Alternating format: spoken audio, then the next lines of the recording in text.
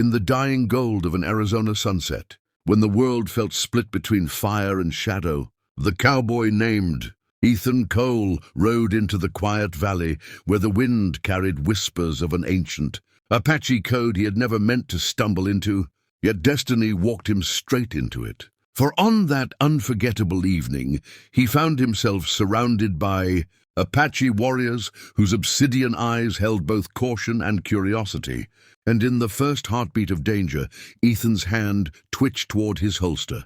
But in the second heartbeat he saw something deeper. He saw that they were not preparing for war, but judging whether a lone cowboy spirit was worthy enough to stand among them. And this strange silence wrapped around him like a trial of the soul itself. The moment felt carved from stone, thick with tension, and the hook of fate tightened when their chief, an aging yet powerful figure named Chief Tahoma, stepped forward and announced that Ethan, as an unexpected guest of the valley, must face the Apache Honor Trial, a test not of strength or bravado, but of purity of heart, courage under pressure, and respect for life qualities the tribe believed defined true warriors of the earth. And though Ethan's pulse thundered in his ears, he nodded slowly, realizing that running would brand him a coward for a lifetime, while standing firm might carve him into something greater. The trial began at dawn, where Ethan was led into a sacred clearing surrounded by towering cliffs glowing with the first touch of sunlight, and here he was told to track a wounded wild mustang, not to capture it, not to break it, but to guide it back to safety, proving that even a stranger could honor life rather than dominate it.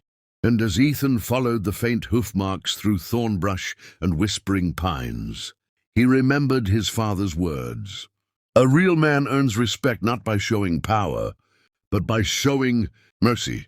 And those words carried him deeper into the wild until he finally found the Mustang stuck between rocks with fear in its eyes, trembling yet refusing to fall. And instead of approaching with force, Ethan knelt, spoke softly, and slowly freed the terrified creature, moving with patience and respect until the Mustang breathed calm into his hands. And when the horse finally trotted off with its life restored, Ethan felt something settle inside him, a quiet pride that didn't roar like thunder but flowed like a river of peace. Returning to the Apache camp, he found the entire tribe gathered, their faces unreadable until Chief Tahoma raised his staff and declared that Ethan had passed the honor trial not by strength, but by spirit, earning their trust.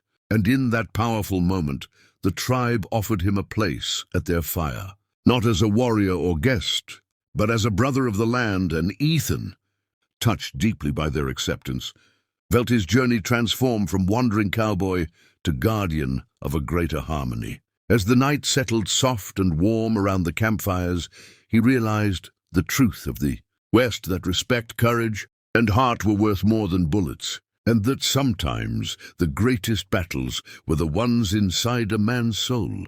And so Ethan Cole rode into Apache history not through violence or pride, but through honor, leaving behind a legacy that would echo across the frontier long after the embers of that sacred fire faded into the night. His story forever a reminder that the strongest men are those who protect life, not those who take it.